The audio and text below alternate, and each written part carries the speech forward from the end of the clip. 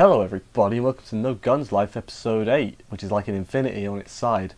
Anime review. Did I say No Guns Life? That's what this is. You did. Yep. It was a second, I forgot already what I said. Uh, I'm Connor, the hostess with the mostest. He is Lewis, the co-hostess with the mostest. I couldn't think of another pun, so we're just going to go with the same one twice. Wonderful. How's it going, my dude? I'm doing well. This episode was pretty sweet. Yeah, It was about what I was expecting from last week's ending. But it was. I mean, well, as far as the content of the thing being like the fight between and Juuzo, but yeah. it was definitely. It did subvert a few expectations for sure. It's pretty decent. Didn't see Juuzo go in all rage mode. He went robot mode though. Like he completely went to a subbrain. It was interesting. Yeah, But yeah. He lost his personality, so that's Very interesting. that's less than ideal. But we'll start at the beginning, as we always do. Let's. So we open up with a little, what do you call those things? A flashback. That's what you Flashback. call them. Yes, flashback of Olivier and her father. Yeah, it was the last time she saw her dad. Her dad seems like a nice guy, but she doesn't want him to get in trouble, basically, be in dangerous work. And he's like, someone has to do it, and she's like, no. I disagree strong. She said one really good line. She was like, I'll just rise through the ranks, so then I'll fire you. And I'm like, Nice. that's a good I mean, line. she does ride the ranks pretty well. If he was around long enough, I think she could have fired him. Well, he wasn't, so Nope. yeah. But then, in the present day, she's heading towards them. Tetsuro's there, just in there in a taxi. By Tetsuro, I mean robot Tetsuro, like not real Tetsuro. The random EMS operative that Tetsuo is currently controlling. Yes, they're just in a taxi. The taxi driver's like, I'm just not going to ask any questions. Yeah, the taxi driver. I mean, he did like show like a bit of a concerned face. You know, at the fact that Olivier is at gunpoint behind him. That was a bit weird. Yeah, but he was just like, I'm just not going to... I mean, I guess you're not going to get into it. I mean, this guy's got a gun for. Yeah, I mean, like, I don't get paid enough to ask questions. Works for a government organization and is holding a gun and has got in your taxi. You're going to probably drive him places. That's a very good point. But yeah, that's going on. We go to Juuzo fighting Army. Well, at best, Army's fighting him. Yeah, Juuzo's pretty knocked up from the previous fight with I forgot his name. Yeah, you're right. Gondry and all that. Gondry. Yeah. But then he's like, yeah, these SIGs, they're custom made, and I'm like, oh, he's been making these SIGs himself. No, he hasn't. Mary's been making them for him. You're right. I'm an idiot. You know. Listen, man, it's late. They made a whole big deal out of that. Yeah, Mary's been making custom cigarettes for him because the standard ones. I mean, first of all, they won't sell them to anymore because the Bureau have cut off his supply. And Mary's version is better for him anyway. Yeah. They've got all the stuff that you need to make them work, but they don't taste as nice. As soon as you said that, I was like, yeah, he's right. That's absolutely a truer thing I've forgotten. But yeah, so Juuzo's buggered basically. He's Yeah, he's pretty messed up. Army then goes on a whole spiel about how being a hero is like his duty, and you know, it helped. Basically, he's on a big old power trip. Is one way. Yeah, he's going on about like, look, I'm doing so many great things for the people. Look, I'm helping everyone. It's mostly a big ego thing. Yeah, it's like, oof, I don't like you, but you know that's the point. Yeah, we're just supposed to not like him. Yeah, but then he's like, Juuzo, you want to help me improve the stand like their place in the world and all that. God, that's hard to say. Yeah. And Juuzo's like, can I have a smoke?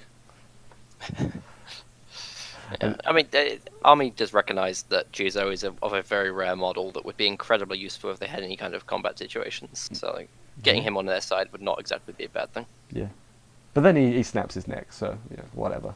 Yeah, as soon as Juuzo isn't ready. Like it was snapped, right? Like that wasn't just. It sounded like a snap, and for the rest of the thing, he kind of flopped a bit. Yeah. Yeah, but if he was a normal person, he'd be dead. But Juuzo is no ordinary man. He has a gun for a head. I'm not sure if you're aware of this. If you listen to anyone's first words about this show, Yep. He does have a gun for a head. Quite fortunately, also a sub-brain that is below his neck that can control the rest of his body for him. Yeah. So then Army turns around to go kill Gondry, and then Juuzo like flopped, which was enough of a distraction apparently. Yeah. At first I was like, oh, what's he done? But then he just face planted. I was like, oh, you okay there, Juzo? Like, you Yeah. need help? You need help? And then we get like a brief flashback for Juzo of like during the war, I guess. Yeah, in his facility where he was created or something, they were like, yeah, I think it was basically him having his code drilled into him. This is Yeah. you are a tool, get ready to fight things. And he kind of reverted back to that warlike. He Uh, he stopped yeah. being a person. He just became a weapon again. Is a Yeah. It's very possible that it's due to Army snapping his neck that like the neural link between his brain and his subbrain's been severed, so now his subbrain's completely in control. The subbrain is programmed for combat, so he just goes into full maniac robot killing mode. yeah rage mode. His back opens up with all the the stuff on his back. That all Yeah, comes like the out. heatsink thing that happened before, but like yeah, like he did like a heatsink thing before, but this time he like completely opens up and like there's like a weird, I guess, effectively tentacles in his Yeah, back. it was definitely a thing. I'd like. I didn't expect that. Yeah, but unfortunately though he can't fight because he doesn't have a hands. Like a hands, I guess, is like another model that Oh no, he operates. doesn't have the person who's supposed to pull the trigger for him. Yeah, yeah. But it's just like, oh, he can't fight. Then Yeah. flipping He's hard coded that he can't initiate combat. by himself. Yeah, I think he can't initiate combat, I believe is the Yeah, but then Arms workaround. decides to attack him, and he's like, "Oh no, I can counterattack though." Like, yeah, I'm not- self-defense mode, bitches. which I was really glad they do. I was like, "Oh well, that seems a bit of a design flaw because now you just take out that guy, and then the other one's useless." But it's like, no, actually, no, they have self-defense. I'm like, "Oh, okay, that's good. That makes sense." Yeah, for sure. But yeah, then they have some more of a fight. This one actually is more even. This fight. Bit even. It's mostly Juuzo bound. It is mostly Juzo, but it's more even than the earlier one, which was Yeah, well, it was just Army just slamming him. yeah. So yeah, they have a bit of a fight. Then Army smoke bombs to escape, which good job. And then he's talking out loud to nobody, confessing everything he's done, and Olivier overhears. Right. Yeah, that's called villain being villain. Got a monologue, otherwise can't be a villain. I guess I don't know. Yeah, but it was a very silly. All in Olivia's earshot, so she can come up and go, "Yo, you just said all those things. Yeah. I definitely just recorded you, and also I'm going to get you to testify in front of a jury." Yeah, but so yeah, idiot. Internal monologue. Also, I like the fact that we couldn't even tell if it was like, is this an internal monologue? Yeah, I know, Like, because he doesn't have a mouth. Yeah, that was a. Until Olivier responds to it, you have no idea. Yeah, it is a thing you notice in this show that nobody's mouth moves. Juuzo's mouth opens when he speaks. It doesn't close again, ever. Yeah, Olivier's sorts of moves.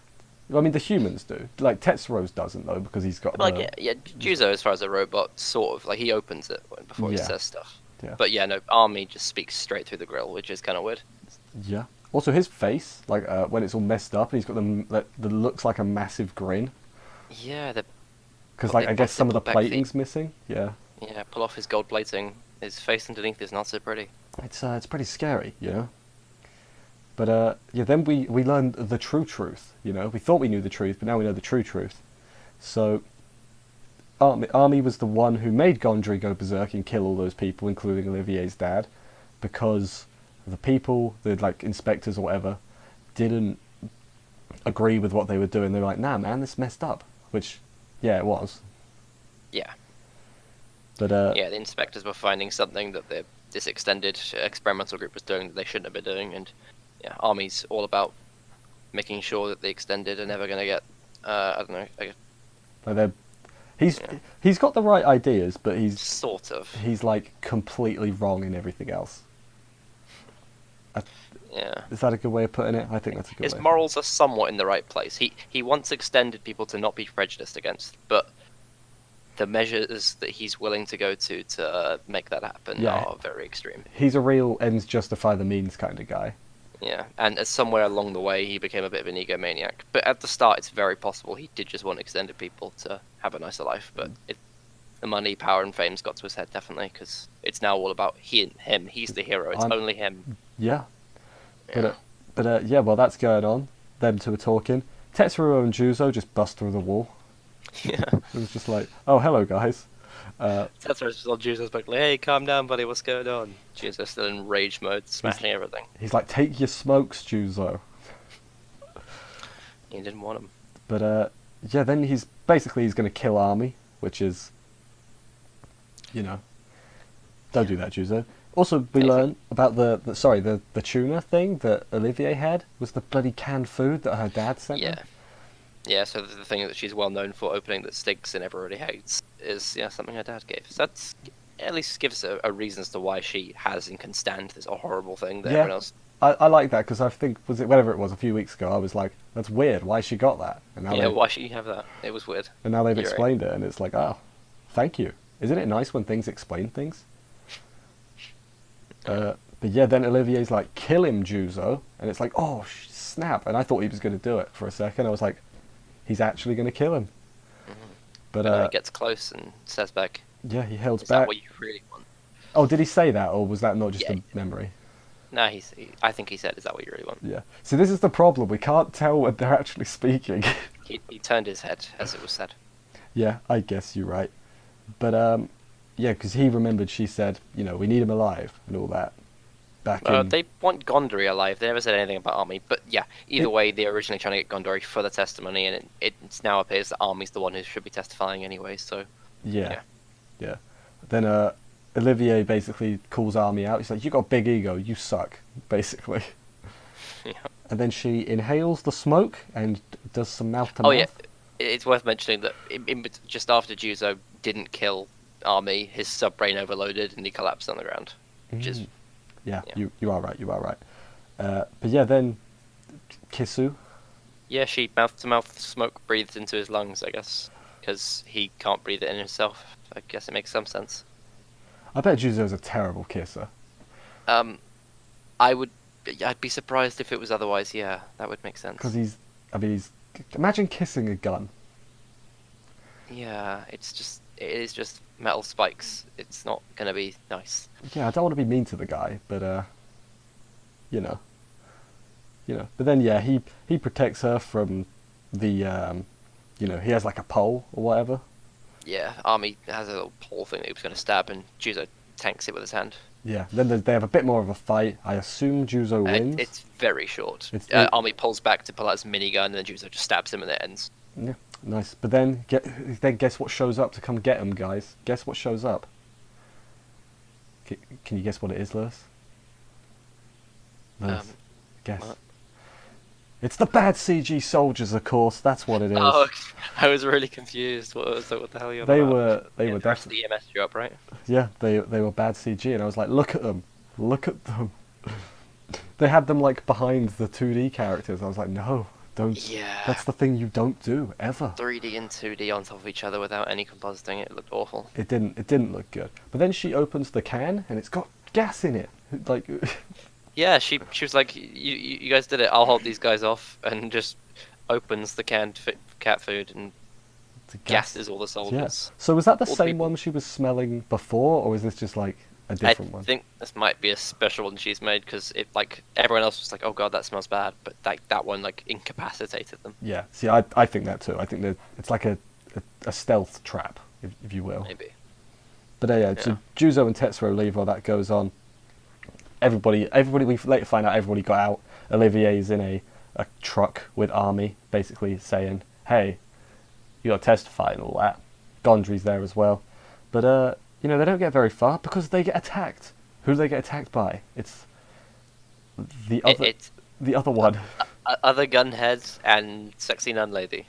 Did we ever find out if she was sexy nun lady or It not? must be, dude. I don't. We heard her voice there. I could go back and listen to episode 1 and find out. That's effort, like, isn't it? That's effort. without checking or just googling voice actors. I guess that could work too. Yeah, but then Yeah. then also we knows? turn out that Behiran was behind everything, behind bloody Matey Boy being the Biren hero. basically put here Army and thingy up to all of this. Yeah, so if you didn't know already. I mean, that didn't shock me at all. Yeah, I gathered no, that Biren were the bad guys of the entire world. Yeah, I mean, I'm the same. I was like, nah, I'm not surprised. It's good to know every problem's going to be their fault. So Yeah, Biren are the problem. I assume Apparently. this other gunhead is like some silencer. It's like, okay, got to silence all the the people who could give out all secrets. Maybe. Yeah, I guess just those two are kind of like just the assassination task force for Buren or something. Yeah, I thought they were like a clean-up crew. Like, all right, Yeah, they could be. clean up the witnesses and all that. Maybe, but yeah, that was the end of the episode, I do believe. It was, yes. Yeah, we are 2/3 of the way done.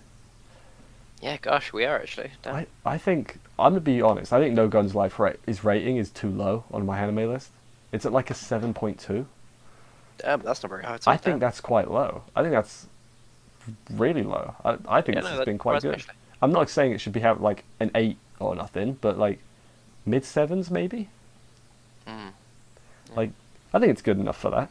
So yeah, There was actually one final detail in the last shot of the show before the outro rolled, go for it. which was the person I'm going to assume to be Sexy Nun Lady. She sniffled. She was ill, it appears. Her Well- nose was running and she well- sniffled. Well, she says it was because of the smoke from the gun. Oh, really? Did She she say said that? Okay, she cool. says like just every time you shoot, the smoke like makes me sniffle. I'm like, is that a thing that happens? Does smoke make you sniffle?